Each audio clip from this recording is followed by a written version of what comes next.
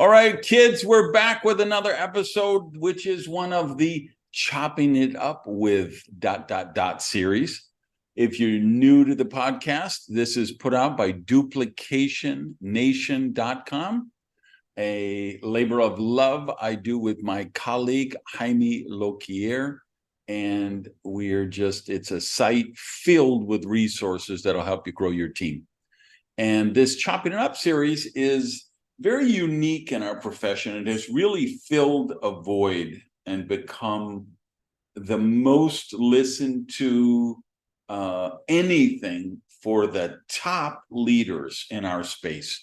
I believe literally the leader of every serious company, the top leadership team, 80 to 100% of them watch or listen to this podcast. Comes out every couple of weeks because it's, again, if you're new here, it's not an interview. I get a partner each week and we chop it up about the issues that are important in our space.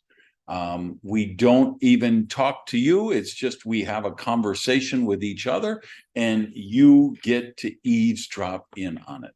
And I am blessed to know the best, brightest people in our profession and have relationships with them. And they agree to come on and bare their souls with me for you. And this lovely lady who is my partner this week is no exception. She is, and you heard her, if you follow the podcast, you heard her little sister. I don't know, a couple of months ago, we did a session with her younger sister, Angie. Today we have the older sister, but she is no less of a wild child, no less of a really dynamic professional and somebody who's done an incredible job in the business. Lu Rosas, thank you for being on and welcome to the podcast.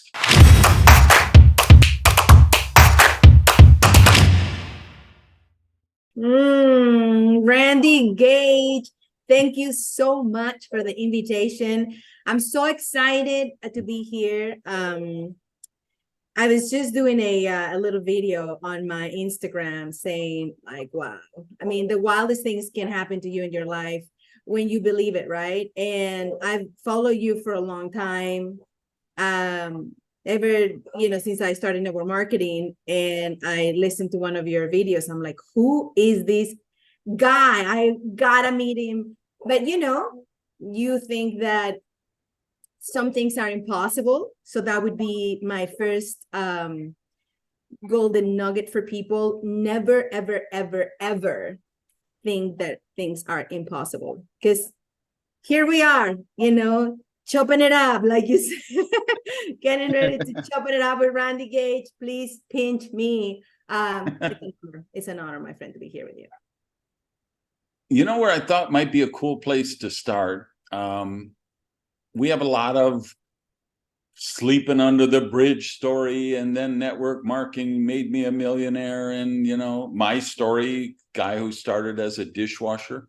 You were actually a very successful entrepreneur before this business. Mm-hmm. Can you talk about that and what drew you to this profession? Great question. I don't know if I was a very successful entrepreneur. And I just got to be honest. I think I was an entrepreneur that really wanted to help a lot of people and reach success. And I just want to be honest, because this is an honest podcast. When you have a traditional business, there is a misunderstanding. And when it comes to like the amount of money that you can make or that you are taking home. So yes, we were actually featured in a magazine as two of the most successful women in business here in Arizona at 34 years old at 30 on our 30s. And yes, we were actually doing amazing. We were the pioneers in the telecommunications industry. And we got to ride that S curve, right? And in network marketing, we know and we talk about that S curve, right? If you start at the right time, you're able to live that that area in business where there's a lot of people that make a lot of money, and we were a part of that. And it was fun. The thing, and maybe I'm going to reward it. It's not that we weren't making the money, is that all that money that we were making, we were reinvesting it in the business, right? So I was a successful entrepreneur, but at the end of the day, we all want to be free and be able to do what we want, and that's through having enough money in the bank to be free, right? So my business was doing well. We were doing millions of dollars in sales a year.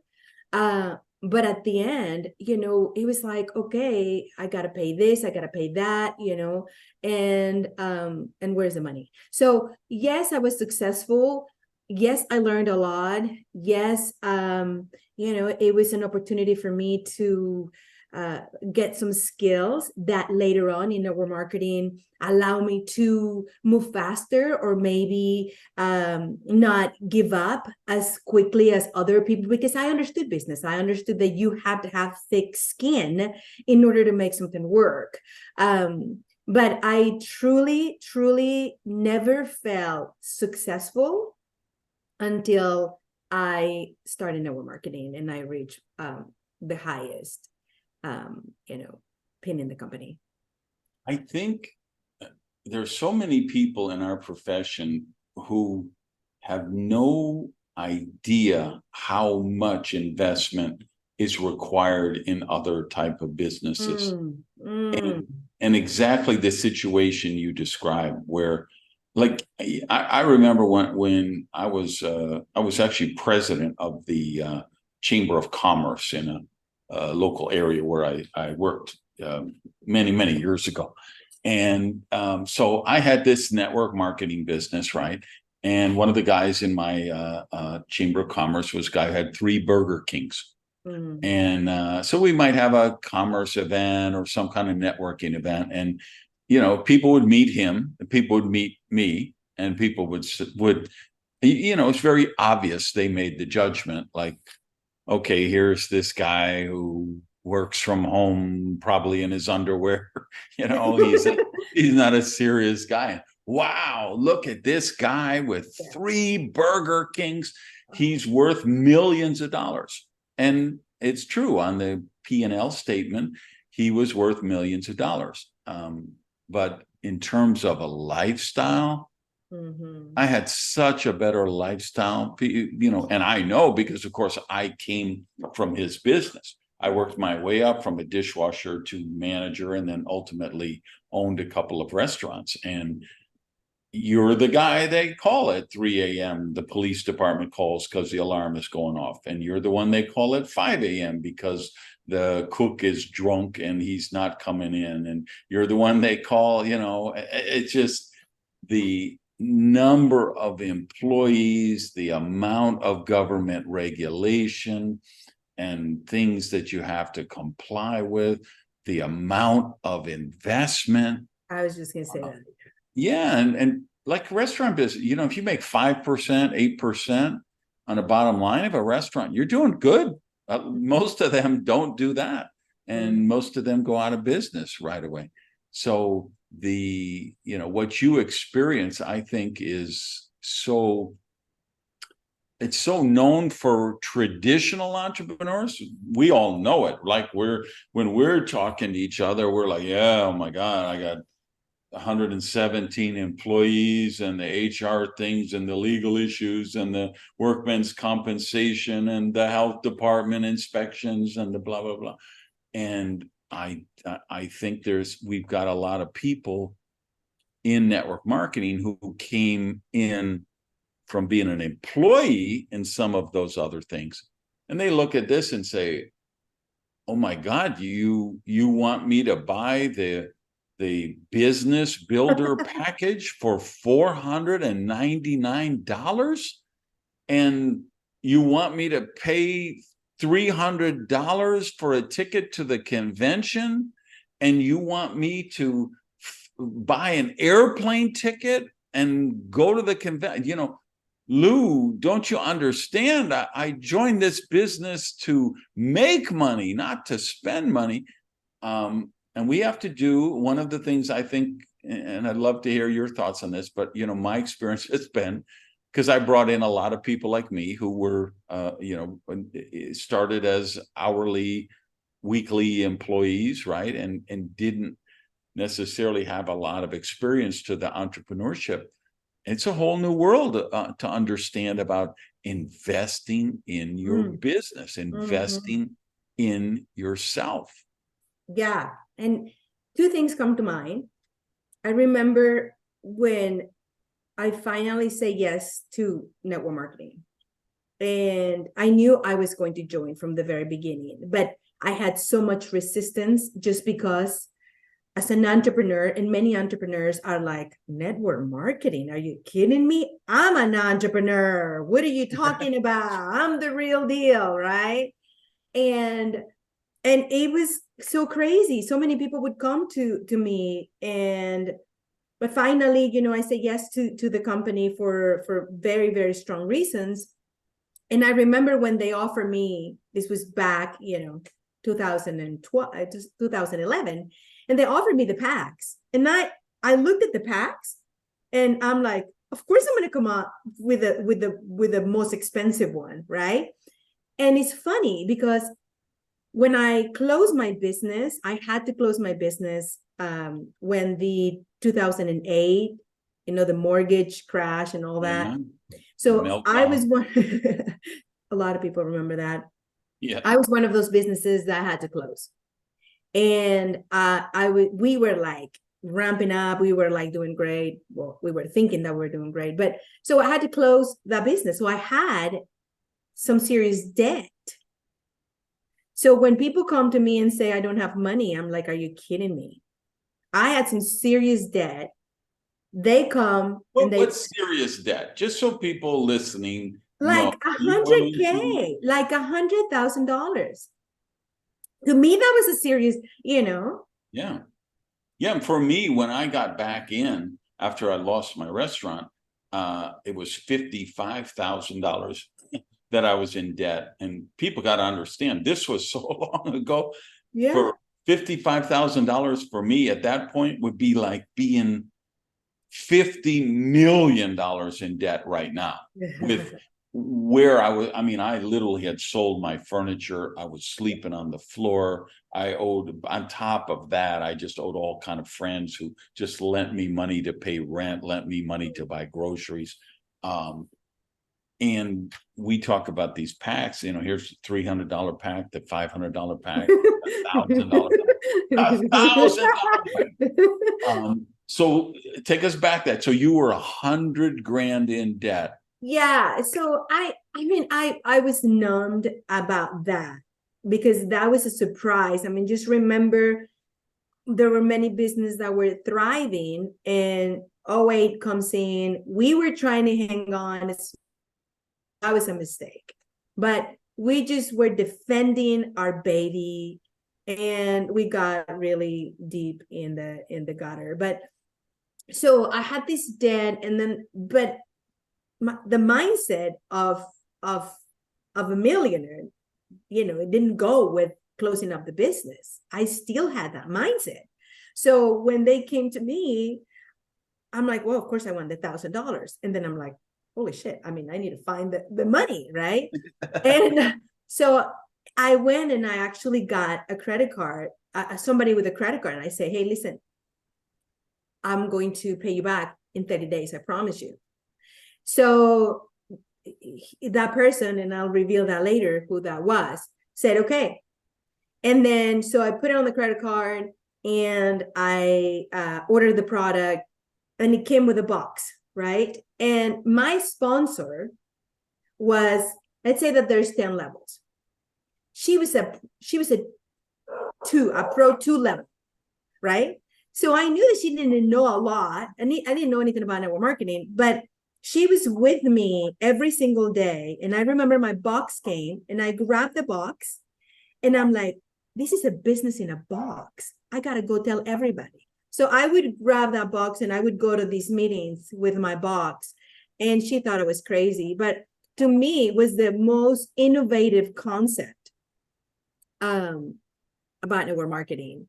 So I went, and the first month I actually made $1,400, $1,450 in my first check. Amazing. It was a check. And so I paid the person, and with the rest, I got a ticket to go to convention. So I didn't even start paying my debt. I got a ticket to go to convention. So you had a convention coming up really quickly after you joined. Yeah, I joined in March. Convention was in April. The very first, no, the second event of the company ever. You know, the thing that makes these chopping it up so powerful is I call it the truth bombs per minute ratio that occur on them when you have real people in the real space who've done it, who've actually been in living rooms crunching carpet, been in dens, been in coffee shops doing one-on-ones, facing the rejection, the no-shows, the ridicule, the setbacks, the challenges. And, you know, there's so many of these that I just say they are literally $1 million tips. If some of these strategies or principles or things, if you just understand them, they're worth $1 million to you over the course of your career. And I think when you tell that story, I think one of the, call it luck, call it circumstance, call it coincidence, call it destiny, fate. But the fact that you joined a month before your convention and were able to go to a major event like a convention might have been the single most transformational thing that ever happened in your network marketing career. Because, you know, my book, Making the First Circle Work, the whole theme of that book is how to turn hope into belief. People join the business because they hope they'll be successful. They stay in the business once they know they're going to be successful, because hope is turned to belief. And I've always maintained that can only happen at major events. It doesn't happen one-on-one. It doesn't happen at your local opportunity meetings. It doesn't happen on Zoom meetings. You go to an event where there's 800 people or 8,000 people or 20,000 people, and the spectacle and the show business. But more importantly, it's hearing those stories on stage, and you suddenly hear a story that's your story. You go in there thinking, well, this works for everybody else because they live in big cities. I live in a small farming community. It'll never work for me. And then somebody gets up on stage and tells their story of building in a small farming community. Or you think, well, this works for all those people in a small farming community because, you know, everybody knows everybody else, but I live in Chicago or London or, Amsterdam, and it'll never work for me here. But you hear that story, and major events transform. For me, I will never forget it. It was 2,000 people convention in Anaheim, California, just outside Disneyland.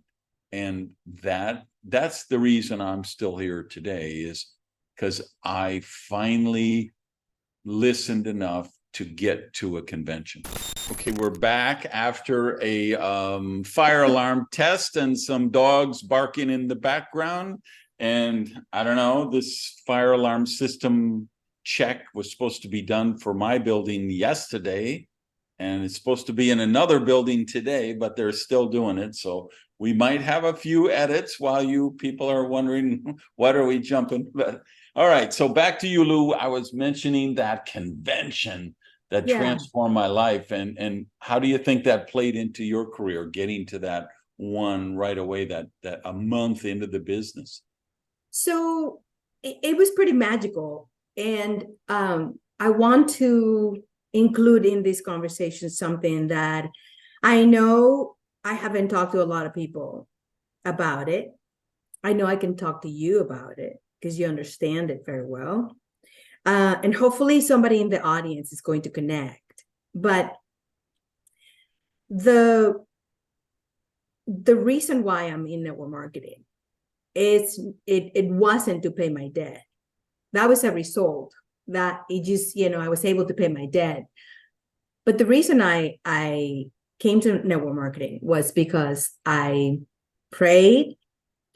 And I know there's a lot of people that say that they pray about it and network marketing came, but I actually was able to get into such a deep personal growth, a spiritual growth during my painful days, that what I learned in these spiritual sessions was that I was able to attract the life that I wanted.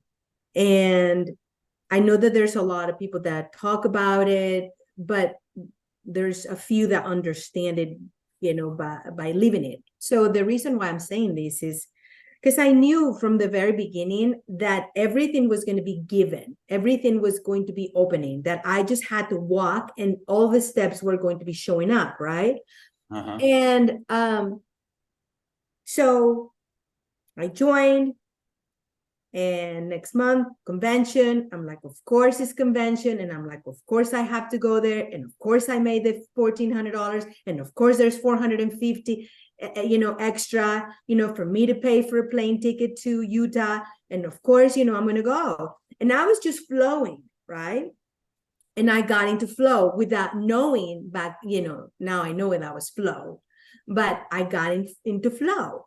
And so I got there and I expected it to be these like rah, because that's what I thought that was network marketing, right? A bunch of people like jumping up and down and da da da da da da da. And I just thought, well, we have a fair amount of that.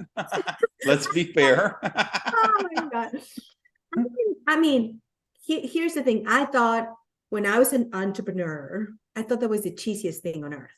Now I'm like, that's the coolest thing, because you're surrounded by this energy. And that's what attracted me to network marketing. So I go to my event and I'm a competitor.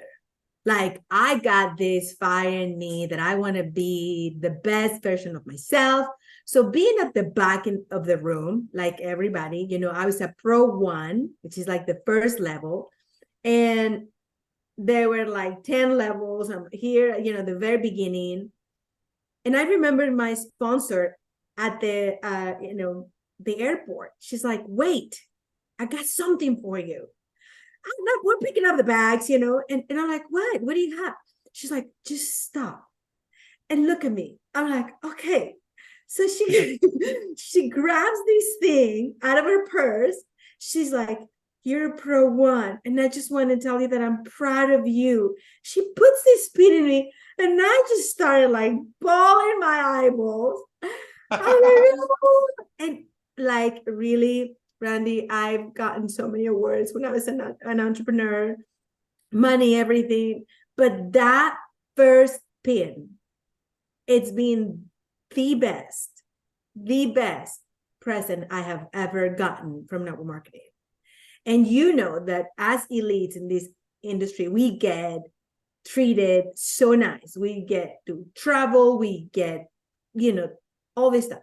But that first pin was it for me. So I just got chills. So she put that thing in my, and then I'm like, okay, I'm a network marketer. So I go into this event and I just just connected. I was like, okay, everybody go over here, everybody over here, everybody over here. and I would, and it was just such a strange world, such a strange world. And I'm like, Laura, who's this guy? It's like, oh, he's da da da. I'm like, what? And like, he's got all these people behind him, right? Or, like an entourage. And I'm like, wow, that's so weird. But I was like, wow, it's going to be a long time until I'm there because I don't know anything. So all these, the mind started kicking in, and when I got to that event, and of course I was like surprised, but there was a point, like a turning point. This is exactly what your question was. I remember getting out of the event. I was by myself, right? I didn't have a team. So I got out and I was just pretending to do something because everyone was so busy with their teams and stuff. And I'm like, okay, I'm just going to pretend. And actually, I called my dad. And I said, Dad, and he's like, hey, how's it going? I'm like, well, Dad, I'm at this event. And, I just want to tell you it's going great. But I just want to tell you that, thank you for believing in me and taking that product. And I lost it with my dad. And my dad's thinking, what happened to my daughter? Because I was an entrepreneur. I was living from my head. Everything was in my head, in my mind. And with network marketing and this process that I was going through spiritually, all that energy was coming down and my heart was awakening. And it was the coolest thing ever. And I fell in love with that. That's why I'm here, because I fell in love with that feeling. And it was a life-changing. I promised to my dad that day that I was going to make him proud. Now I know that I was actually talking to myself. I wasn't talking to my dad. I was talking to myself, saying, Lou, I'm going to make you proud. The other $1 million tip, if people pick up on, is that first pin and that reaction you had with that first rank. We get so jaded in this profession, I'm afraid. $50,000 a month incomes, $100,000 a month incomes, and we can inadvertently create a culture where we're just celebrating those kind of achievements and don't understand that first pin when people have 50 CV or PV on each side, where they have like they have 2 personal enrollees and 3 or 4 customers or 10 customers, and they reach that certain benchmark, that first pin rank, that second pin rank.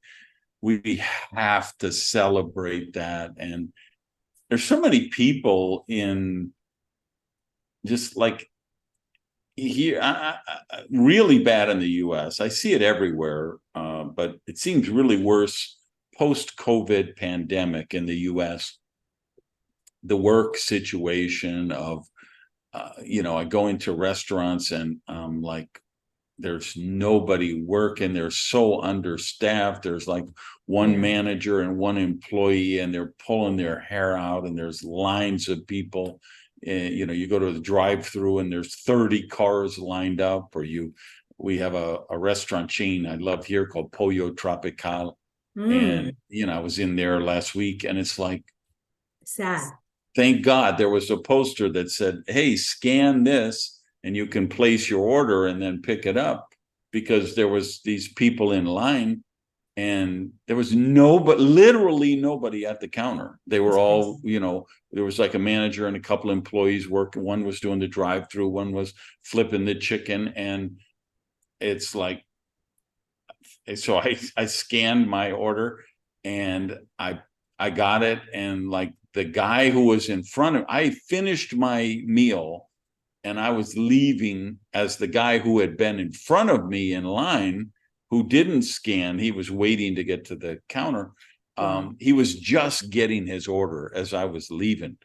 And I just see that in 10 places, and the airline lounges and the airplanes and and there's such there's so much difficulty of people getting work, and those jobs are so difficult, and they're so stressful, and nobody in those jobs is getting a pin. Nobody in those jobs is getting recognition. Nobody in those jobs is getting celebrated. They're being abused, or they're tolerated instead of celebrated. And we've got to understand the power of recognition, celebration in our thing. And it has to start with those first ranks. You have one of the things I think made me so successful is I create a really strong rank advancement culture, right? So you have you have your first rank. And when I enroll someone, I'm like, listen, in this team, we have a really strong rank advancement culture. Yeah. We like to get everybody qualified for their first pin in the first 2 weeks, because in that comp plan, that's a doable thing. Most people in most teams don't do it, but most people in my team do it. Why? Because I create that culture. One of the biggest things we do as an expectation. Yeah, I'm just going to say, as empowering leaders, is we create expectations. Yeah, for sure. And you have to. And, and these are the little things like you're saying that if you wonder, why am I not growing? Why it's my team stagnant? These are the little things that you got to start doing, and energy to me is everything. So, you're talking about recognition, and I'm just so grateful for that, because I believe that people, they get bombarded with the, victim mentality. People are around it. We all have, and hear these stories. And so when you start taking responsibility for your life, which is I'm signing up for network marketing, to me, that's the people that say yes, it's like somehow in the back of their mind, it's like, I want to take responsibility for my life. I will no longer give my power to somebody else. I'm going to take my power back, and I'm going to do something with it. So the challenge is whether you're going to stay, in that mentality or not. Yeah. But these little pins and recognition early on are huge. I think even more, money, people, I hate when people say, well, I'm not making any money. I'm not making any money. Okay. It's like, but it's not really the money that you're looking for, but they don't realize that at the very beginning. Yeah. I just did an event in Oslo 2 days ago, and had people from all over the world, and some of them were from Croatia. So I got to tell them my story about I introduced network marketing in Croatia. We founded the company. They founded the company. They brought me in to launch it and train the field and set up the system and stuff. And so we got that all set up, and then the war broke out. They had, Croatia had broken away from Serbia, and like Slovenia had done that, and it had happened peacefully. Well, with Croatia, I guess Tito's regime decided, hey, we can't just let all these places just break off, or we're going to lose them all. And so we started it, and there's the war, and there's, tanks. There were these neutral zones with NATO peacekeepers with tanks. And I would do an event in Zagreb, and there'd be people who live 20 miles away, and they might have to drive 3 hours because they'd have to drive around Serb occupied territories. But I was telling the guys this weekend about, I designed the comp plan, and I built in a bonus car in the comp plan. And, got to a certain rank, you got the bonus car, and the company would pay. And my GM there told me, Randy, you cannot put a bonus car in this plan. This is not how Croatian people react. If somebody wins a bonus car, their neighbors are going to come and break the windows and slit the tires, and there will be such jealousy. And I told him, no, Maria, you have to trust me on this. I know how this works. That when somebody earns it, and you know your neighbor, and you know they joined this business and they work hard and they earned it, they will celebrate it. I promise you. And the first woman, it was a woman who won the first bonus car.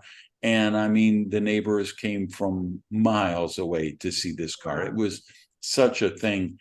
But it's all, that rewards and recognition, the pins, walking across stage, being listed on the website, having your name up on the slides in the convention. It is more powerful than money. It does drive people much stronger than the bonus checks do. And that's a surprise to a lot of people. Yeah, well, it shouldn't be a surprise, because yesterday I was, I actually wrote it in my wall. There's two reasons why people don't do things that they know they want to do, but they don't. One is because they don't feel enough. And two, the second one is because they don't believe it's possible. Yeah. So they don't think they're enough. They don't believe it's possible. So when I got my first pin, the message was, and I'm going to cry, you're enough. And this is very much possible. And that's all I needed. Yeah. At that time, I was going through such a hard time. Losing everything that I had worked really hard for 10 years, having to let people go. I was in such a low place. And when you're in that, breakdown, this is a breakthrough. I mean, you get some oxygen, and that's all you need, especially if you really believe in yourself and you've done things in your life. So I think that that's what it is, and we need to continue with this industry. That's why this industry is so important, because people out there's millions and millions of people that are today thinking and having that inner talk saying you're not enough and the things that you want are not possible. And nobody else is telling you, and nobody around them are saying, oh no, you're enough. You got this. Only in network marketing. It truly, in network marketing, it's at a level you will never find in any other profession. That's what is kind of it's baked in the cake. It's part of the system of every successful company. Every sponsor is because you believe in somebody in many cases before they believe in themselves. Yeah. And again, it's like I say, it's turning hope into belief. Yeah. That's the tipping point. Once somebody passes that tipping point, they will never leave your team. No. Doesn't matter if there's negative publicity. Doesn't matter if there's government regulatory issues. It doesn't matter if there's back orders. It doesn't matter if top leaders quit and take a deal and go join a MLM crypto scam or whatever the case. Once they know it works, like, okay, no, I joined this hoping I would get that bonus car, hoping I could win a free trip, hoping I could make a 5,000 euro a month bonus check or $5,000 a month bonus check. And once they do that, they know, okay, network marketing works, my company works, my comp plan works, my product line works, the tools work, the system works, I work. I've proven it. I've got all these people, because if you have somebody in your company making $25,000 a month, we know that is proof that the compensation plan can reward somebody with $25,000 a month. Mm-hmm. If you have people who are winning bonus cars, people who are earning incentive trips, we know that the company has proven that people can earn those bonus cars and earn those incentive trips. And once you know that, you would never quit. You would just never leave but a guy run for president once, a senator in he said, running for president gets in your blood, and the only thing that gets it out is embalming fluid. Meaning, when you die and they put in that stuff to preserve you. Yeah. I feel like that way for network marketing. I quit it 10 times, right? But once you understand the magic of leverage, you can never unsee it. Once you understand how the business really works, you will always ultimately come back. I really believe that. For sure. And I hope that the people that are listening just not only get to have all these breakthroughs and earn every single, reward, but help people understand this concept that you're talking about, because you can talk to your team about this, and you can encourage them to earn the first trip. I remember my first trip and getting that email. It was so I was working really hard, and I didn't have a big team, but they announced this trip to Cancun.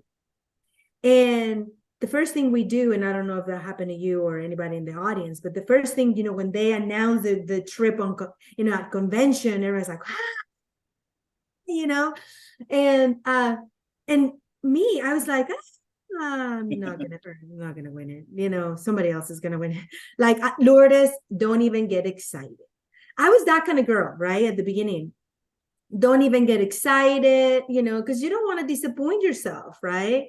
And I remember, okay, I'm just going to detach from the outcome, just going to have fun. Lourdes, just have fun. So I started working that month and, recording some videos and trainings and selling and da, da, da, da, da.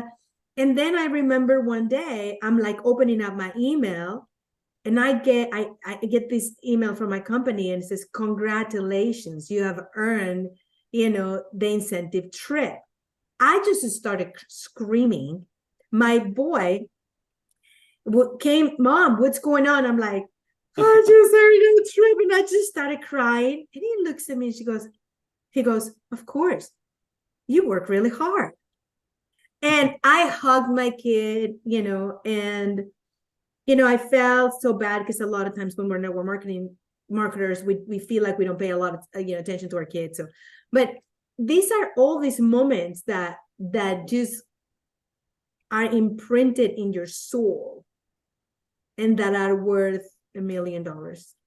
And I want every single person that is listening to be able to not only live through those moments, but help somebody to get to that, because they believe, like you're saying. I remember opening up the curtains. This was in Utah, in Snowbird. And I'm like, wow, this is my room. Like, it's all for me. It's just like a 5-star room. And I'm like, wow, and everything is, those highs, you have a lot of lows in network marketing. But the highs, Randy, they're high. You know what I mean? Yeah. I don't know how many times I've been to Hawaii, but at least 30 or 35. And still just staying at that Grand Wailea resort, sitting on the shore and watching the whales breach the water. It's a migrating pattern for them. It's just, you can go out on a boat and see them. I went scuba diving in the Great Barrier Reef in Australia. The experiences I had. I was talking last show with Ann Feinstein, where we were at this resort in Costa Rica, and we had the monkeys on our balcony. Which one? I'm dying to go to Costa Rica. Oh my God. It's a Four Seasons resort. Okay. And they bought, like, I don't know, 150 acres on this mountain, or 200 acres on this mountain. And just so you have the wild monkeys, there was like a lizard. Some people wouldn't like this, but there was a lizard, like we have these iguanas and the gecko lizards here in Mhm. Miami like crazy. This one was like 5 feet long down, under my balcony, but it was just cool to me. And then we were going somewhere and we had to stop the car because an anteater was walking across the road.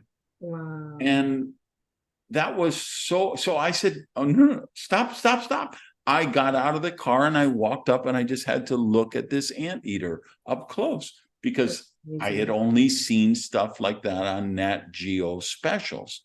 To actually, an anteater is a pretty fascinating animal, right? And I was telling Ann, that was one of my favorite books as a child. I had the Encyclopedia of Animals, which went from aardvark to zebras, and anteaters was in that first A chapter, and they were just so cool. And when the experiences we have, that's, and at my stage of my life, right, where the horizon in front of me is very likely much closer than the horizon behind me, Yeah.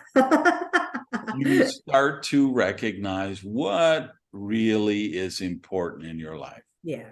The fact that I made $10 million commission with that company, will that be what I'm thinking about in my final days? Or will I be remembering having breakfast on the patio with loved ones and seeing the monkeys and seeing the anteater and the memories I create? Money doesn't buy happiness, but what money can do is allow you to create experiences with people that you love. And it allows you to create memories. And that's what we get to offer people in this profession. Absolutely. Experiences. Yesterday, I was listening to somebody saying that, nowadays there's a lot of people that are buying courses and, things like that. But what they really are paying for is an experience. Yeah. So as humans, we're going to leave this earth with nothing, but we're going to have all these experiences. And if you sit down at dinner, like if I go to dinner with you, you're not going to talk about the $1 million. You're going to talk about the monkey, that iguana, that thing, all the experiences that you've had. So you talk about the most important things for you. And it's incredible what we get to have here is not only the money, but the time. Because that's number one resource, Randy. There are a lot of people don't have. I was dating a guy who works in a place which will remain anonymous, but every night the conversation was the pettiness and the office politics that he has to navigate through in that business and that job he has. And the thing we don't talk about enough in our profession is the simple, elegant, profound benefit of choosing the people you get to work with. I think until you work in one of those cubicle farms and deal with all of that office politics, you just can't appreciate what we have here. For sure. And this reminds me of a story, and I will reveal who let me borrow the money originally for my first pack, and that person was my husband. And the reason why I say he let me borrow the money is because my entire life I've been financially independent. And even though, at the beginning of our marriage, we didn't have any money eventually, we started, he makes the money for, the home and everything. And I just wanted to make the money for myself so that I didn't have to ask for money. And that's what I did with my business. So when Life Vantage started, I said, just let me borrow the money. I'm going to put it on a credit card and I'm going to pay it back. And I was serious about it. I mean, I was serious about paying it back, even though it was my husband. It was our money, but it was, I respected that agreement that we had. Yeah. So, I started the business, and one day I came with a $1,450 commission. I'm like, I didn't. And he goes, sit down. We need to talk. And I'm like, what? And he's like, this is how it's going to go down. You made this money. You're going to go to convention. You're going to learn everything. He said, but pretty soon, you probably would make more money if you worked at McDonald's. I'm like, what are you talking about? You're not going to make any money, Lou, because you're building residual income. And that takes a while. I'm like, oh my God. I didn't realize it, right? That you had to wait. And he goes, but I'm going to invest in you. And I'd be more than happy to invest in you because I know that right now I'm making the big bucks, right? But eventually you're going to make the big bucks. And when you do, we're going to sit down and we're going to talk about what we're going to do as a couple. I'm like, oh, okay, whatever. So I started working, and 3 years go by. We're on a trip on a trip in Belize. We're coming back, spend a bunch of money, coming back, he gets a phone call. His face is white. I'm like, what? It's like, they're just closing that. They're closing our company and I'm being let go. I'm like, wow. He's like, so what are you in your company? And I'm like, luckily I was close to be one of the high ranks. And so he got laid off. And the reason why I'm saying this is because for 3 years, I was making enough money, that he didn't have to go back to work. And for 3 years, while my boy was in high school, he plays football. He got to be home. He got the opportunity to be home. Yeah. Being a coach to my son, helping him get an amazing scholarship with playing D1 football. And I got to be with my best friend, got to hang out with him. Yeah. And I'm thinking, how many women who really, or anybody who really love their partner get to do that if it is not for a company like the, an industry like network marketing. I would have never, ever, ever been able to do that had I stayed with my traditional business, and life only gives you these chances, sporadically, and you gotta have this opportunity to live to the fullest. So we got out whenever we wanted to. We would go and have coffee. We would go to travel. We got to help our son go to football games. And it was peaceful. Yeah. It was really peaceful, So what's it like? So you got in the business first. You brought in Angie, and you guys work together, right? Do you guys share the same distributorship, I think? Or you have separate distributorships? Yeah, so we do have the same distributors spot. But so Angie was young when I started, the business. And I always thought I want to recruit my sister, my little sister. I was actually partners with my middle sister. And we had that other business, the telecommunication business. We had to close it down. But then my sister started a new business and got Angie involved. So they became partners, and I started network marketing. So I'm like, okay, so I need Angie because Angie would be great at this. But it took me 3 years. I wanted to be successful enough so that she could look at me and say, hey, network marketing works. And so after 3 years, she got married, and my wedding present to her was a spot in the business that I, had, established from the very beginning that we were going to partner up, right? Oh. So I told her that was her, her wedding present, and she's like, "What?" And I gave her a formal presentation, and she said, "Okay." And then she talked to her husband, and you know the story. But But yeah, it was 3 years later, and we just started working together. And it's been 12 years since I started. Angie, was a rock star from the very beginning, but she's a millennial, right? So it was kind of like, we would understand each other, but at the same time, I'm so glad that this whole thing with social media came about, because that's when she really, thrived and exploded. We've been able to do some great things together. So what advice do you give anyone who's working with a spouse or working with a sibling together in a distributorship? Well, so communication is a key, and really understanding and respecting each other's ikigai, I would say. And so Angie and I, we just get along. I mean, you got to get along well. You got to get along. You got to love each other, and you have to not have an ego.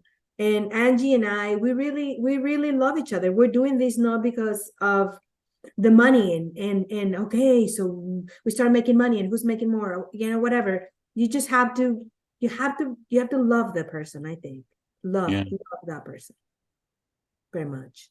Okay. So what's next? What do you have on your list of stuff you want to chat about? What have we not covered? So I want to talk about network marketers relaxing. Okay. You know I mean? Say more. I want to bring in the divine energy into this conversation, because I believe that there's many conversations that come from our analytical mind, our false self, and we want to understand this industry through that, which is great and all, but there is another source that we as humans can access, and not a lot of people are accessing that source. And to me, it has made my ride in network marketing very delicious. So I want to invite people to tap into that, whatever that is. And people said, what is she talking about? Is she just go crazy? But it is a truth. I started with Esther Hicks when I first joined LifeVantage. I don't know if you know who she is. Yeah, I've heard of her, never studied the work. I've been told about her. People have shared thoughts about her, but no, I've never experienced anything with her. Okay, so can this conversation get a little bit weird? It's definitely going to, because for me, I mean, from what I understand, it's a woman, right? And she's channeling the spirit that she says is the spirit Esther Hicks, or is Esther the woman who's channeling the spirit of someone else that she's saying? Esther is the woman, and she's channeling Abraham Hicks. That's right. Okay. Yes, that's it. That's it. I remember that now. Yeah. So how I started with this is, I told you I prayed about something to come to my life to save me from my depression and losing my business. And I remember the first thing was go to YouTube and start getting some ideas. So on YouTube, I started getting, okay, so who should I listen? Who should I listen? I'm somebody that asks a lot of questions to God and the universe. So where is it? Where is the information? Where, right? So I got to Esther, and Esther started talking about, doing things and getting happy and things coming to you. And when I sat down with my sponsor, she goes, well, you need to write 100 names. I'm like, okay, so I only had 20 because I didn't have friends or anybody that I could talk to, because I had a lonely life with my business being a traditional business. You don't really get to have a lot of friends, so you don't really get to go out a lot and stuff. So I'm like, Laura, I don't have 100 friends. I don't have 100 people. And she goes, well, okay, as many as you can. So I started with 5, and that's how I started. But then I started to listening to Esther, and she said, things don't have to be hard. You can just flow, and things gotta be easy. Things are easy. She talked about that easy button that they sell at Office Max. Yeah. Like easy, right? So I'm like, what if this is right? And I started listening and what I was doing. I was reprogramming my subconscious mind. And I started believing that network marketing could be easy. And I started getting happy. And when I was talking to people, I was just being myself. And then I started having these divine appointments. And what I mean by that is, like, say, like I remember I was in Vegas in a convention, and I'm just in my head. But then I got a phone call, and it was my neighbor who I had never met. And she goes, hey, I'm your neighbor. I might have a son. He's friends of your son. Can we have a play day on Friday? And I'm like, lady, I don't have time for play day. I'm building a business. I'm building a multi-million-dollar business. But then I thought, oh my God, okay, so maybe I should just, have this play day. So I told her yes. So she comes over to my house with the son, and the kids are playing and everything. And what do you think the first question she asked me was? What do you do? What do you do? I'm like, what? I'm like, do you want to watch a video? And I had my iPad right there, because that's, part of my system. Yeah. And I had the iPad, and I just show her the video, right? And while she's watching the video, I'm running into my room, and I'm calling my upline. I'm like, dude, there is my neighbor just got to my house. She asked me what I do. She's watching the video. What do I do next? And he's like, Lourdes, go out there and ask her if she wants to go to lunch. Say nothing. Because that was the system. I wasn't supposed to say anything unless there was another person right there, right? Okay. So I go back to the living room, and she's like, her eyes were this big. I'm like, oh my God, she's hating this. Oh my God. I'm like embarrassed. I'm like, she's gonna ask me all these questions. I don't know anything about this, right? So then she finishes the video, and she goes, oh my God, this is incredible. And then she looks at me, and she's like, is there a business attached to this? And I'm like, oh my God, I'm going to faint. I'm going to faint right here. And I said, well, do you want to go to lunch tomorrow? And I'll tell you more about it with my partner. She goes, of course. So then the next day we go to lunch. I introduce her to my upline, and of course she signs up, right? So, and just like that, then another divine appointment was like, I got to the trainer for my son, and the lady goes, Lourdes, I've heard you sell this product, and I'm dying to try it. Can you tell me more about it? And I'm like, sure. So I told her more about it. She goes, is there a business attached to this? And then, so I would say that 99, except for Angie, everyone else that I have signed up in the business, they have been divine appointments, meaning they haven't been in my list. I haven't made the call. We have encountered each other, right? And so that's why I'm saying, I'm not saying, oh, everything is going to come from the sky, because no, it's not that easy, and you have to know more about it.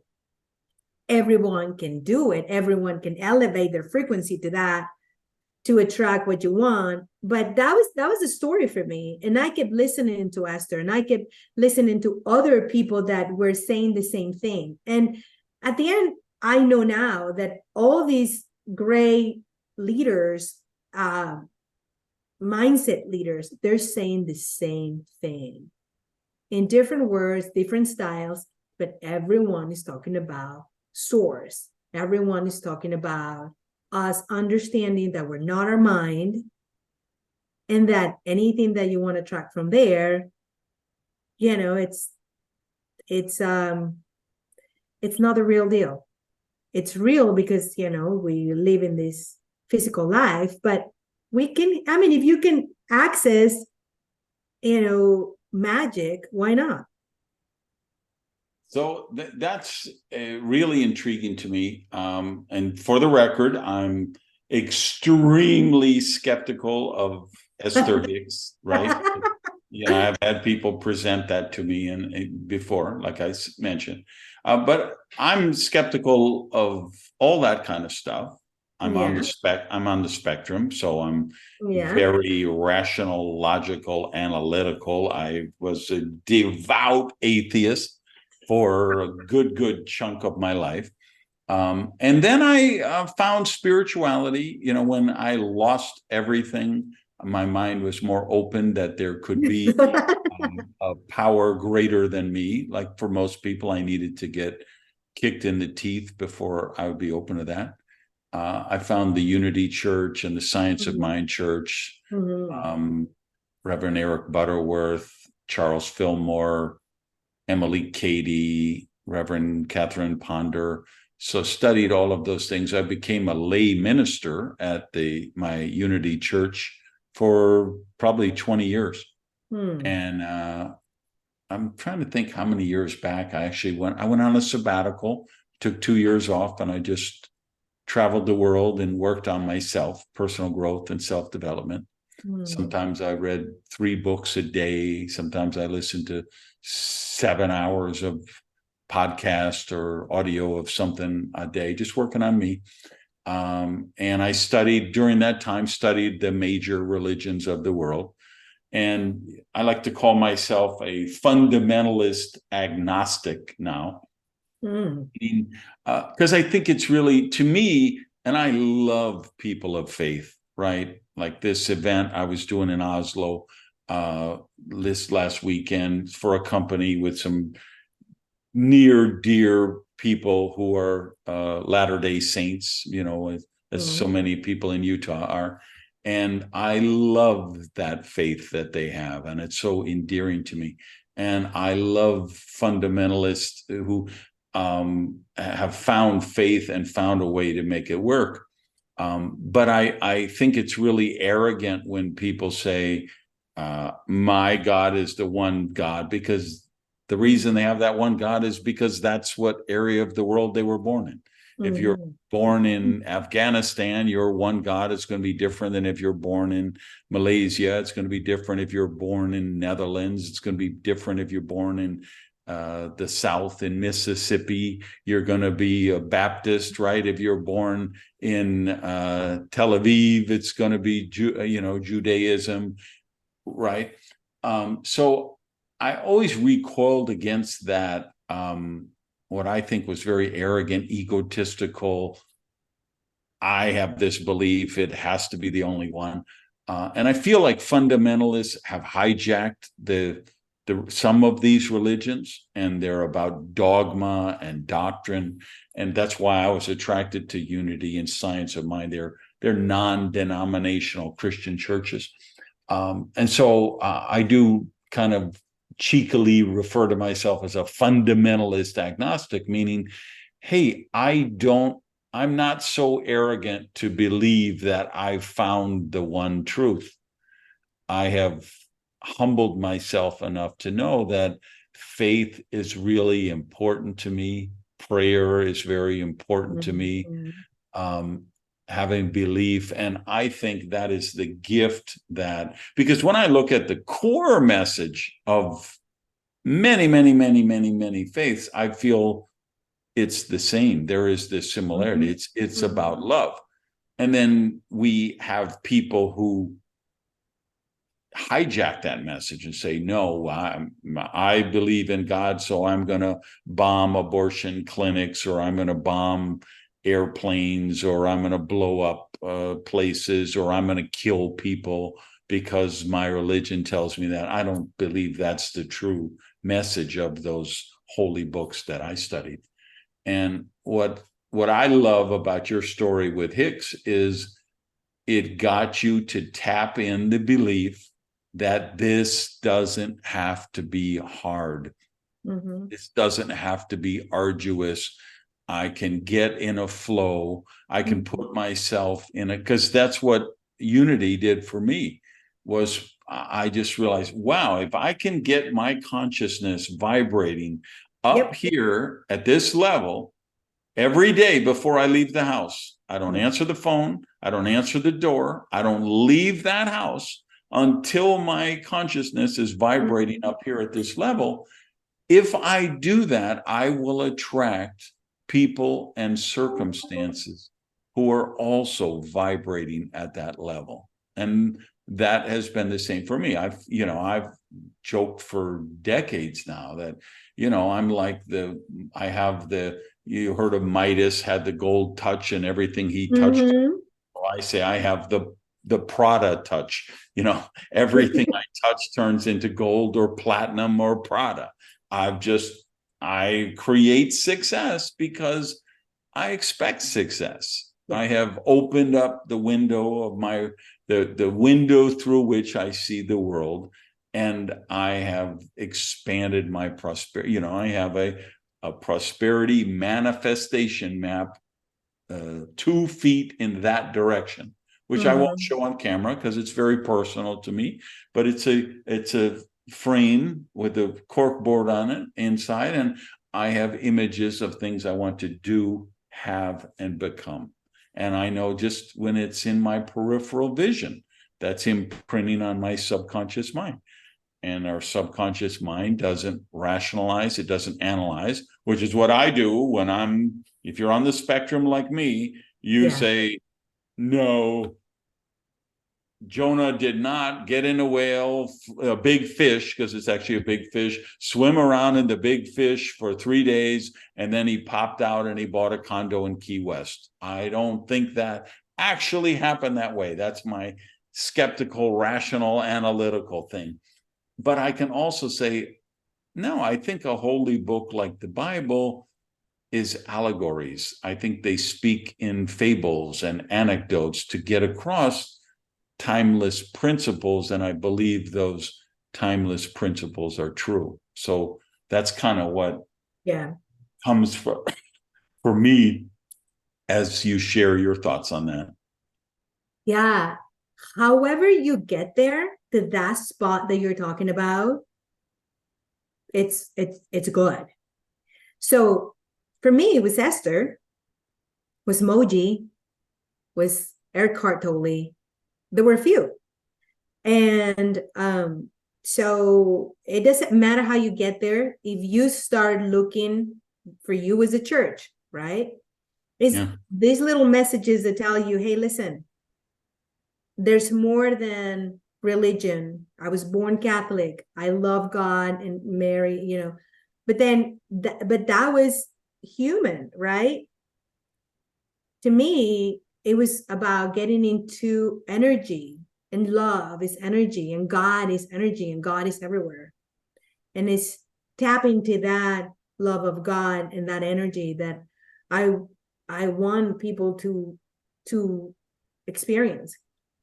Because talking about this, I'm sure there's people listening now saying, are they crazy? Don't you know you never talk about sex, politics, and religion? But this podcast is not religion. It's the big kid conversations that you won't hear anywhere else. The real world, what Daniel Song called it, the R-rated locker room conversations. What really happens in the business. And I think this, like for me, it isn't about religion. I'm not a religious person at all. I respect religious people, but I'm a very spiritual person. I think that's what we're talking about here is spiritual experience. I don't believe that I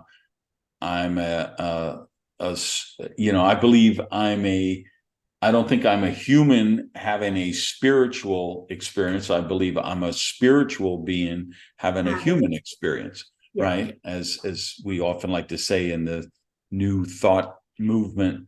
But to me, it's all linked to the mindset. And of course, we look at the practical aspect of the business. One of the things I'm telling clients and people I coach with all the time is, hey, don't make your religion a prerequisite to join your business, right? It's, back in the early days of Amway, that's what they used to do. They'd have their, Go Diamond weekend. And then they'd say, okay, and by the way, now we're getting to the end. And now if you stay for this extra bonus session, you're going to find the real secret of success. And then it was accept Jesus into your life and convert. And now, I would never do that. I would recommend nobody ever do that. Certainly be proud of your faith, and you can demonstrate and express your faith, but we have to always be like this event I just did. Let me tell you, I mean, like I say, I had women in burqas in that room. Who I have women there who don't go on Zoom because they don't show their face even in a burqa. They win a bonus car and they send a picture of them with their back to the camera, wearing their gowns right. And I had Buddhists there, and I had Christians there, and I had people of no faith there. And that's the way our events should be, because we are about inclusion and welcoming people. And I think we want to concentrate on the united beliefs of them all, which is about creating that consciousness, manifesting a vision, and operating, because to me, how I make it work for me being on the spectrum is, to me, it's physics, because at its ultimate level, everything, this pen in my hand, this desk I'm tapping on, this microphone I'm speaking in, my body is all energy vibrations. And energy can be attracted and energy can be repelled. And what we do when we're successful in the business is we go out and we demonstrate a lifestyle, an energy, a consciousness that people want to be a part of, I believe. Yeah, for sure. And I think that one of the reasons why this conversation is coming about is because there's a lot of pain, or could be a lot of pain, building this business, and emotions that don't serve you. And so people get, in disbelief. There are a lot of lows. So when you have a tool like this conversation that we're talking about, is when you have a low, just understand that you can go out there and do something that you love. Like, I remember I would be in these really low moments, and I said, I can't stay here. I can't make a call from this state. I gotta get my dog and go for a walk. And I would put my headsets on and listen to really nice stuff, good vibrating, messages. And I would just go for a walk, and I come back, ready to go. I would make a call, or, to my team, to somebody. 100%. And it was like a different story. It's why I'm such a maniac about daily self-development time, because that's what saved my life, right? When I was 30 years old, I had my restaurant seized by the IRS, and they auctioned it off for taxes. And that's when I was $55,000 in debt, and ended up selling all my furniture and everything. I spent 3 hours a day in self-development because I had nothing else to do. I was, just looking for a job, and like, what kind of job am I going to get? How am I going to earn back $55,000? And as soon as I get a job, they're going to garnish my paycheck and for the debt, and so I was just so miserable. But that's when I got exposed to originally the Science of Mind Church, and I went to a service, and then I picked up, somebody gave me a book by I still have over here, The Science of Mind by Ernest Holmes. That's one of the most influential books I've ever had in my life. but I just worked on that because and even to this day, I still do 15 to 30 minutes self-development every day in the morning. And what I think people got to understand, which you just inherently know when you say, oh, no, I need to go walk the dog. I can't make this call right now. When you do 20 minutes in the morning and you're reading your spiritual book, your holy book, you're meditating, you're listening to maybe it's my prosperity power podcast, I hope, for some people. You're a different person that night at 6 o'clock when you're sending out invitations in your WhatsApp chat and your Signal chat. You send different messages which resonate with different energy. Yeah. When you do your daily self-development time in the morning and you call a candidate to invite them to look at a video or come to a home meeting or a hotel meeting or a Zoom meeting, you're a different person. There's a different posture in your body. There's a different energy in you. There's a different tonality for your voice. The results you get are different. They are improved if you do. And it doesn't matter if you're studying German in the morning or Swahili or Italian. The fact that you're learning a new language is expanding your consciousness. If you're listening to the Tim Ferriss podcast and he's got a great guest that really speaks to you, you're a different person when you make that call. You're a different person when you show up for that event at the Marriott in the Jefferson Room and you're meeting your candidate. You are a different person sending a different energy. Yeah, for sure. You become a conscious. I'm always conscious that I could have really good emotions, at high vibration. I'm happy, I'm in peace, but I'm a human too. And shit happens to me too. Shit happens. Guess what? For everybody. I'm in a low place right now. I gotta go to, I practice hot yoga. So some days I'm like, I gotta shut it down right here. And I gotta go get my hot yoga in, get myself in a different state so that I can get back to business. You have to be able to take a look at yourself, take a look at your thoughts, your emotions, and make these critical decisions because they are critical. To me, they are. Yeah, it's all about your consciousness. What is the energy you're sending out there? You can, you can be out there. If you're out there with the consciousness of why do I tell people, no, you can't quit your job and go full-time in network marketing to start. No, I will not let you do that because you will be sending such desperate energy out. Yeah. That people will just see that dollar signs in your eyes and you will repel every candidate you talk to. Got to be coming from a consciousness of their perspective, how this business could help them, how the products could help them. Not, I need one more person to buy a kit for $500 so I have enough PV to qualify a director level and get that extra $2,000 bonus that I need this week. That is not a recipe for success.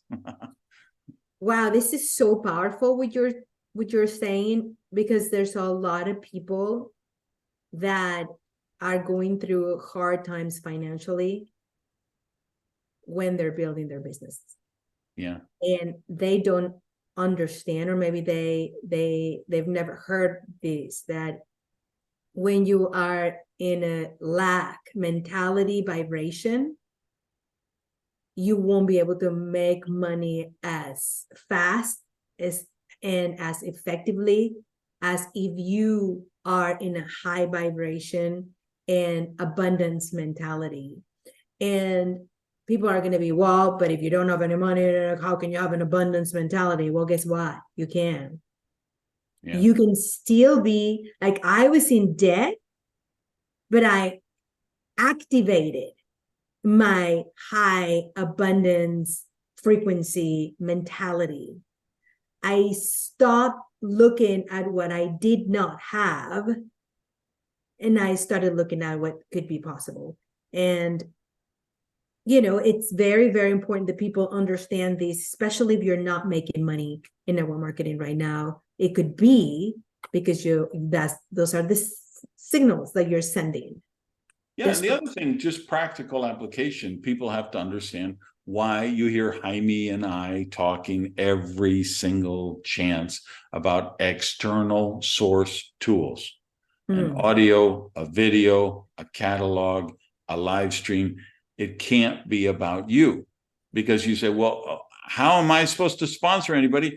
I just joined. I put the $500 kit on my credit card. I haven't made any money yet, and I'm supposed to talk about, traveling the beaches of the world and getting a bonus car and making $50,000 a month. No, you're not supposed to talk about any of that. You're supposed to talk about, hey, I joined this business because I'm looking for a better life, and I want to play a video for you. Or, hey, I joined this business and I want to introduce you to the partner that I'm working with. They're going to be doing a Zoom presentation at 7:00 tonight, and using a tool, because the tool can be duplicated. And you don't have to pretend that you're making $50,000 a month. You don't have to go take a lease on a bonus car that you can't afford. You don't have to buy a house that's bigger than you can afford to impress people. That shit just doesn't work anymore. What works is saying, hey, I joined this business because I have a goal of becoming debt-free. And if that sounds like something that you would be interested in, I'd love you to take a look. If I send you a link for this video, would you take 11 minutes and watch it and call me when you're done? Or, hey, if I give you this booklet, would you study it? And if it sounds interesting, call me when you finish reading it. Use the tool. You don't have to, what people don't understand. It's like my family, right? So I joined the business. I go to my family and I want to sponsor them all, because we're all broke. Everybody in my family, nobody's ever been successful in my family. So now I see the pathway for being successful. So I go to my family and say, hey, I got this thing. We can make all this money. We can all be successful and healthy and happy and rich. And they're all like, dude, it's you. You're broke just like we're broke. Why would we listen to you? No one can be a prophet in their own hometown. Yeah. Right. So I'm going to I still say to this day, the hardest presentation I ever made in my life was to my sister. It was just, like chewing tinfoil. It was horrific. And what did she say? Did she say yes or no? She said no. Mine too. And so and then later I'm like, okay, I'm making $100,000 a month. I'm going to go back to my family and show them this is proof. And now you can do it. And you know what they said? Well, of course it works for you. You make $100,000 a month. It would never work for me because I don't make $100,000 a month. And I'm saying, wasn't there some point along the way that you could have jumped on the train, But, it just shows you no one can be a prophet in their own hometown. And by the way, I have nobody in my family who I've sponsored in the business who's successful. Now, what do you say? How do you say it? Full disclosure, what I did was, ultimately, my sister's husband got a brain tumor, and very young. They had 2 young kids, and it was terminal, and we knew he was going to die. Wow. And I told her, Lisa, I'm sponsoring you into a position I did like what you did for your sister and said, here's this position. I told her, Lisa, I'm going to build out this income center for you. And we're going to, for her husband, Todd, told Todd, I want you to know you're never going to have to worry about your kids going to college. I'm going to create an annuity for them. Basically, I'm going to build out an income center, and it's going to create all the income they need for their college education. And I'm so proud now. My niece is now a doctor She graduated from medical school. She finished her residency. She just started working in the hospital as a regular MD maybe 2 months ago, right? So I was able to do that. But, you know, if I had tried to sponsor her and convince her, it never would have happened. So I was able, just like I was able to retire my mother, right? My mother she had a part-time job when she was like 67 or 68, and it was a retail job, and the store closed. So she's like 68 years old, and she's out looking for a job to replace that income, because she didn't have like a retirement account. She was on Social Security. You can't live on Social Security. I mean, you guys in the US, go check what Social Security pays and look at what kind of life. And I told her, Mom, you work for me now. Your job, I'm retiring you. Your job is, I'm putting you on the payroll, and your job is to be a grandma and bake cookies and play with your grandchildren, right? So that's the kind of stuff we're able to do in this business, right? I love that story, Randy. And I hope that you're inspiring so many people with that story, because I don't know about, you know, everybody's parents, but, you know, there is a time that your parents are going to be there, 70s, 80s, 90s. And if you can't afford your own economy, how are you going to feel when you see your parents struggling? You know, and network marketing, at least for Angie and I, it has allowed us that when my parents were in that situation that they couldn't afford their living, we were able to say, we got it. We got you. And it's the best feeling in the whole world, you know, and that's because, you know, you start building before, you know, what's that saying? You know, dig the well before you're thirsty. Yeah. And these are things that people don't really think about. Everyone is just thinking about, you know, barely making it. And reality is going to catch up sooner or later, for sure. All right. So for people watching on YouTube, I have to ask, did you do some duets with Shakira and earn some platinum records, or what are those discs behind you? Yes, actually we did.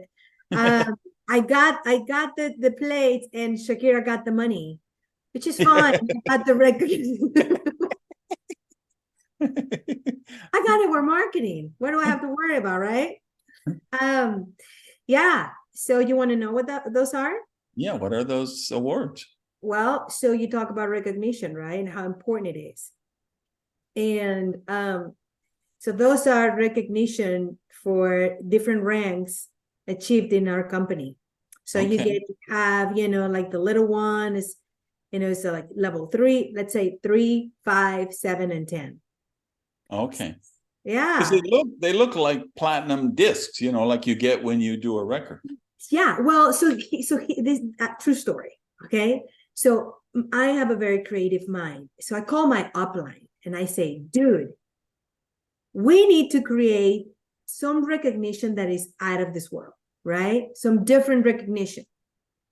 When I first started, you know, the business, I got an eagle. Like the company said, you know, the upline said, the first 100 elites, they're going to get an eagle.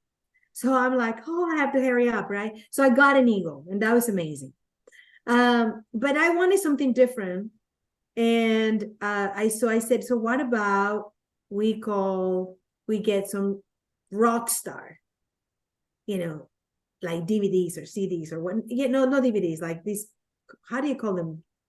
Yeah, well, they give them platinum records and gold records. Okay, so let's just create these platinum records. And so he actually listened to me, and he's like, Lourdes, I got it. I got your, you know, your request. So so he talked, you know, he actually did them. So they're like gold and platinum and different, and at the very bottom it has like a plaque, and it has a name of a song, and every song, you know, is a different song, and it's got your name. And so it's just part of you know, the fun part of our business, right, that we're talking about, recognition. So I put them here, and you know, a lot of people, you know, they don't ask. I don't know why. I know that they're wondering what those are, but So you, of course, what is the song for level 10 leader? Okay, I have to. Hold on one second. Okay, I have to. I forgot. So for level 10,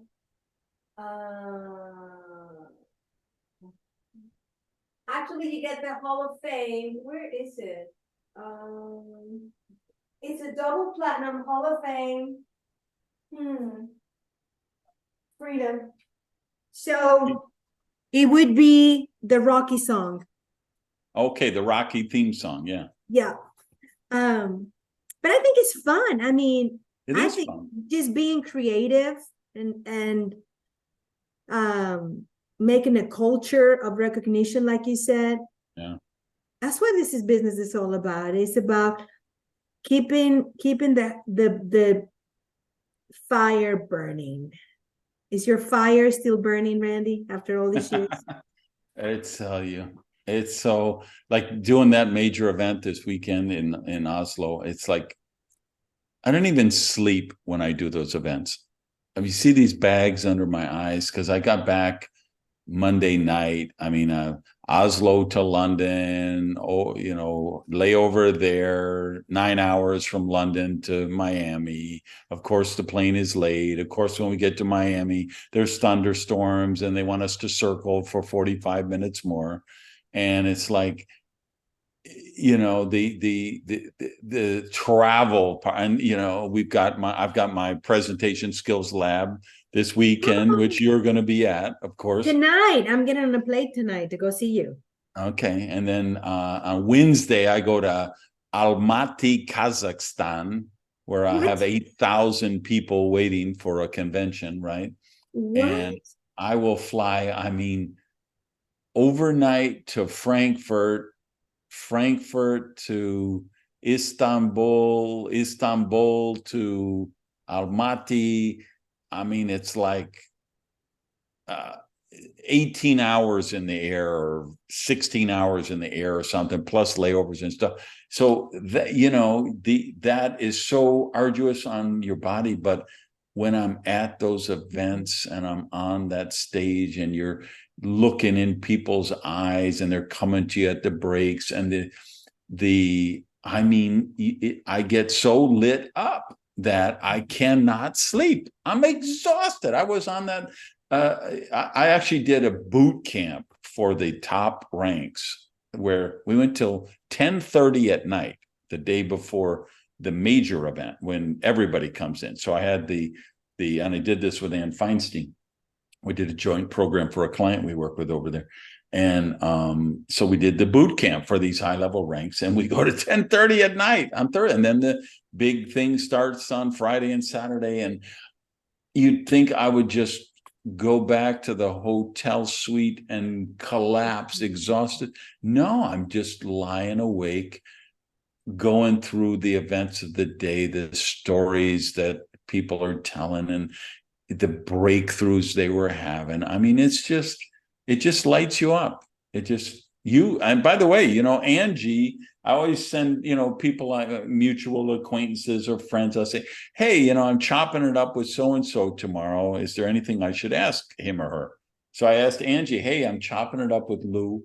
What should you ask her? What should I ask her about? And she said, ask her why she's called the girl on fire. Look at this. That's what your shaker bottle says. All right. Girl on fire. This is probably the most powerful story in my career. So, you know, when you start doing something, they invite you to speak on stage. And so I got the call. And it's like, you know, we would love for you to speak on stage. I'm like, So I told my husband, and he's, we're trying to figure it out because you have a theme song. And my husband is like, Girl on Fire. I'm like, oh no, what do you mean, girl? That's embarrassing. Lord, you have to go Girl on Fire. Okay. So I worked on my speech for a month. I practiced it. I wrote it. I practiced it over and over and over and over. I had it to the T, everything. So I got to convention the night before my presentation. One of the VPs said, so are you ready for tomorrow? And I'm like, oh yeah. And so I had my speech on a piece of paper, and he looked at it and he goes, shh, shh. He goes, Lourdes, I want you to speak from your heart. You're a Latina and you're fire. I want you to speak from your heart. This is going to make my job so much easier on Friday and Saturday when you're at my platform skills lab, because that's what I do with everyone. Is you cannot memorize your speech. You cannot read your speech. We got to set up a structure and an outline so you can speak from your heart and tell your truth. So what happened? So I said, I almost took it as an order, like, like I have to do this because they're asking me, right? I couldn't sleep. And the next morning I got up, I got my red dress, my long hair, my makeup, my heels, right? And I go to convention, and right before my presentation, a friend of mine, and I know that you're not a believer of these, but I promise you this happened. I'm going to send you the recording of my presentation that day. But she just put her hands on me and she just said, just relax. Everything is going to be fine. You're going to be great. So they call my name. They did this introduction. They call my name. They play the song, This Girl is on Fire. So I got on stage, and here I am, like with a heart, just walking with my heels and stuff. And then I start from my heart, and it was standing ovation. People were crazy with the things that I said. I left my body, literally, I left my body, and something took over my body, because the things that I said on stage was not from my mind. Wow. And I have the video to prove it. Wow. And you would never imagine anybody saying the things that I said, that everything that it was like crazy. People were like going nuts. And I finished, I go backstage, and of course I'm shaking, and I didn't have an upline. I didn't have anybody that was, coaching me, but one of the presidentials went to the back, and she just hugged me, and I just cried like crazy. Wow. And she was like this. I got out, and it was like Taylor Swift, everyone is like coming to me like, oh my God. And, it was unreal. It was just unreal, the response of the people and everything. So everyone in my company calls me Girl on Fire from there on. And this has been 11 días, 9. It's been 9 years since I did that. This was 9 years ago. Amazing. Yeah, so I'm the Girl on Fire. That's my nickname. I gotta confess, I haven't been able to get to that level of genius ever again. I'm pretty good on stage, but obviously I got more to learn. That's why I'm going to see you. But that was pretty close to a genius. Yeah, that's what that is. That's creative genius. And listen, you're going to get there again and again and again, because that's what we're going to work on in those 2 days. I'm That's dying. what that's why it's called By the way, everybody listening, say, oh, how do I sign up? You can't. It's done. This is the last one I'm doing. I'm moving away from the public events. I'm going to be a reclusive hermit, and I quit social media and all of that stuff. But What? this is already scheduled. And so this is going to be the last one. So Randy Gage. don't Are anyone you write sure? me like, how do I go? I need, I still do it like for my clients' companies, like for their leadership teams, I'll do it. But I'm not doing any more public seminars. I'm just, kind of reorienting my life. I love it. I respect that very much. And I'm going to be there with 100% openness.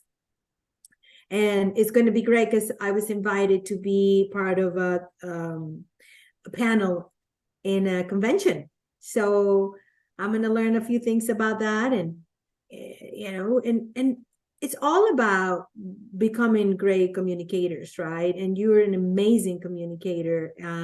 I can't wait. I'm really, really, Angie and I we're so excited to go see you and be a part of the last one. I didn't even know if it was going to be the last one. Last one.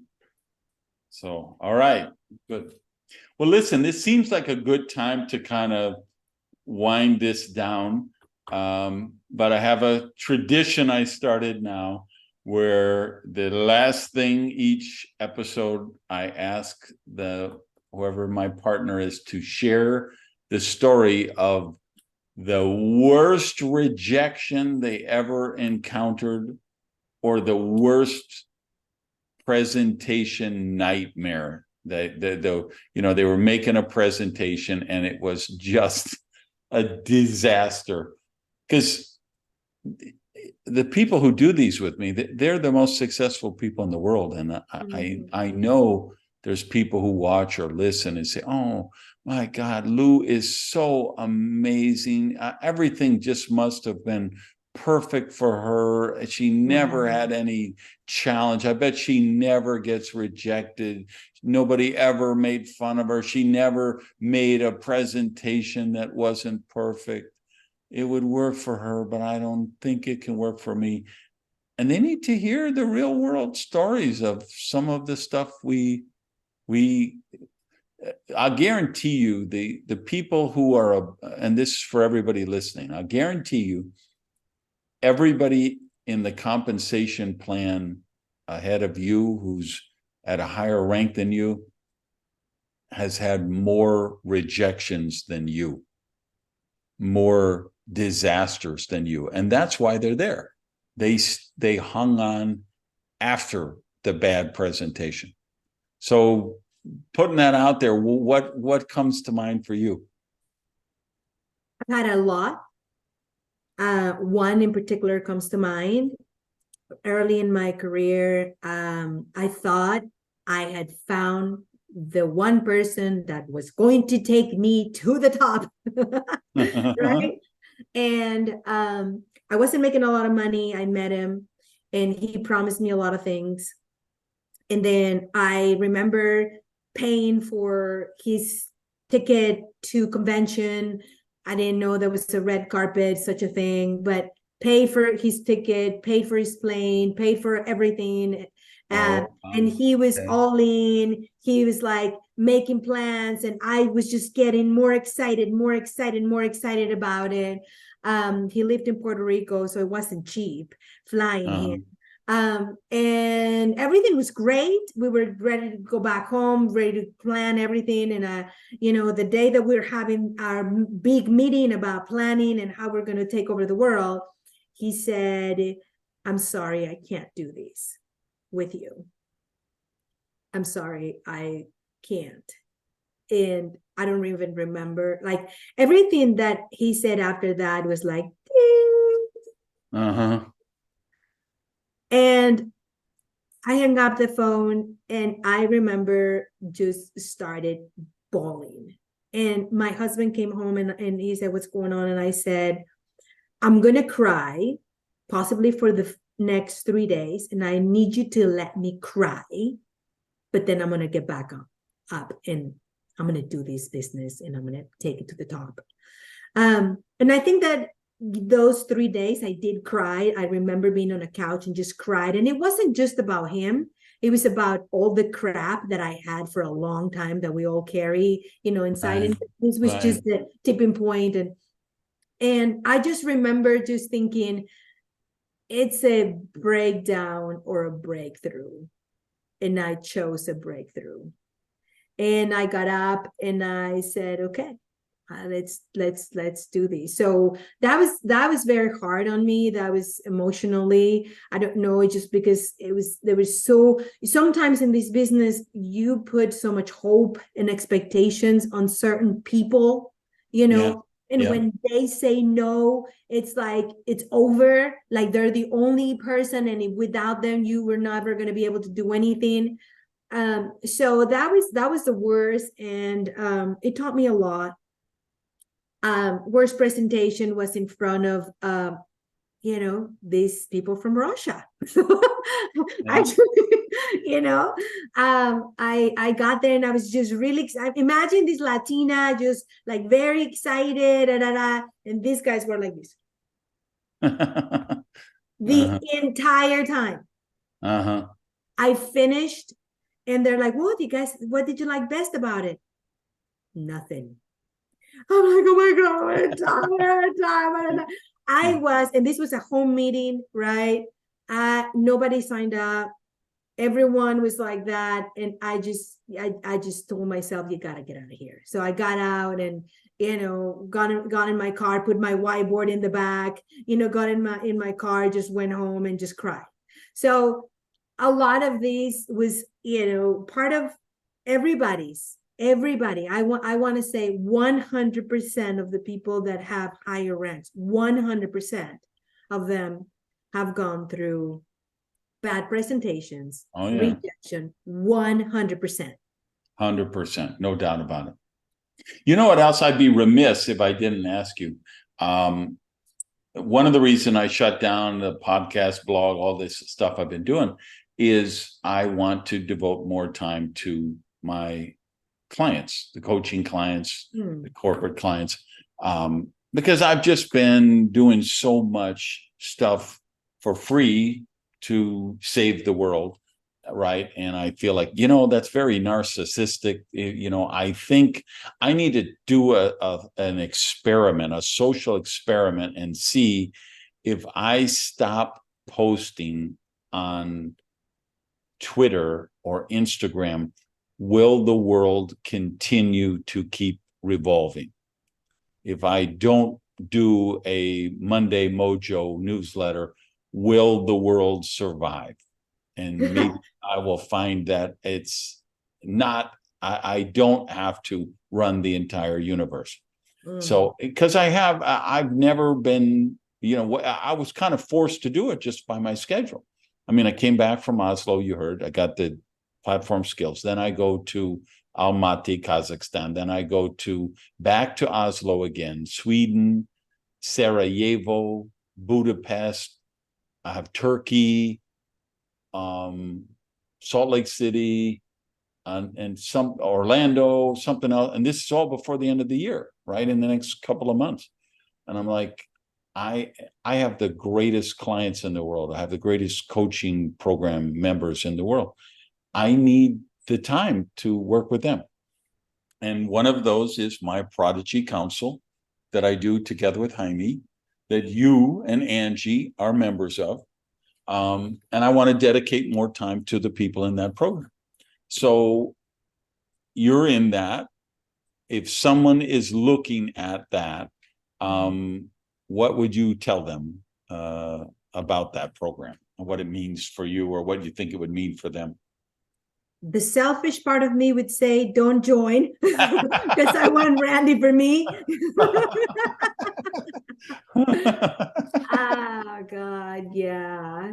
The non-selfish part of me would say, be stupid not to, because if you want to succeed, and I'm serious about this, if you want to succeed, if you're serious about this, you must invest in the best of the best.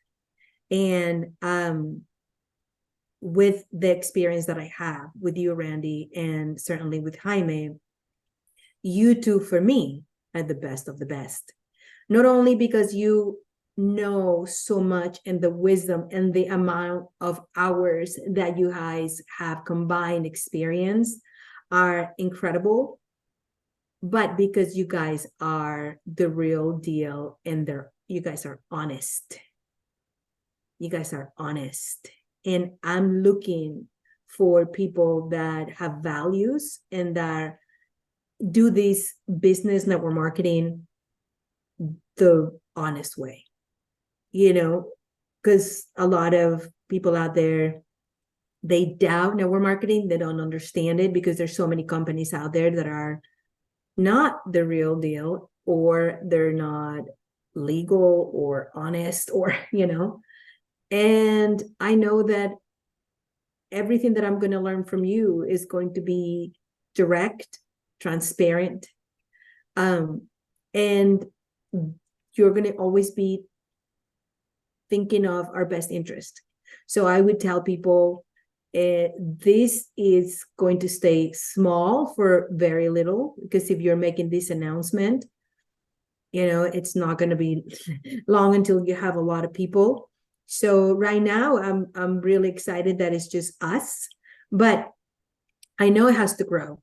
And I believe that you can impact the world one business at a time. No matter what you do, whether you're in front of 8,000 people or you are in front of one person, you're impacting the world and you are leaving a legacy. And to me, that's what you are. I mean, you're a legacy. Your life is a legacy. Your career is a legacy, and it will continue being a legacy. There's so many more things that you're still going to accomplish, I know for a fact, because of all the the knowledge that you have. So I would say that to people, you got to get to know Randy Gage and how he slaps the empanadas on the table when you go to his house, and yeah, and the view from your penthouse is pretty damn amazing. So I don't know, I'm so in shock still. Like I said, when I started the podcast, I can't believe I'm having these conversation with you, human to human, soul to soul. I appreciate you and your career and your legacy tremendously. So love you, my friend. Well, let me reciprocate saying thank you. I'm honored by your words, and I'm honored and grateful just for your participation in this.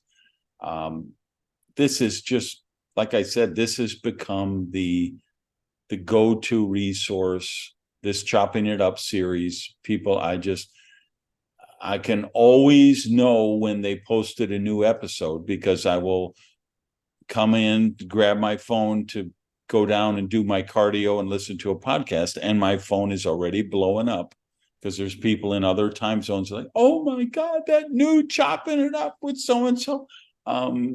It's just the profession has needed this for so long, instead of the 280 character Twitter stuff and the 60-second Instagram posts, and real long form, wide ranging, in-depth content, real world stuff from big kids who are doing big things, not the sound bites and the rah-rah and and all the, frankly, all of the dangerous advice that a lot of gurus are giving, people who are not even in the business, who are just parasites, making their money off of people in our profession, trying to get access to our teams. So thank you for being a part of this, for giving so freely of your heart and your soul and your girl on fire consciousness. So everybody watching, listening, make sure you subscribe, tell your team about it. Every 2 weeks or so, we put up a new episode. And again, it's the R-rated locker room conversation for the serious players who are doing it at a serious level. So, Lu, once again, thank you so much, my friend. Love you, Randy. I can't wait to see you. Thank you, everybody. All right, everybody. Peace, love, and unicorns. We're out of here. Hey, guys, I'm back, and I just want to thank you for listening or watching and let you know if you made it this far, you are a serious, credible leader. You're somebody committed to success, professionalism, and honing your craft, sharpening your saw. So I want to recommend a resource to you. It's a monthly newsletter called MLM Confidential. Leadership lesson every month, duplication lesson every month, something we call the dish, which is kind of the industry news, what's going on in the space, who's moving where, what company is shutting down, what company's opening up, what is the dish, the dirt of what's really going on behind the scenes that maybe the average person doesn't know. And there's a personal challenge every month. So check it out, mlmconfidential.com. I'll see you next week.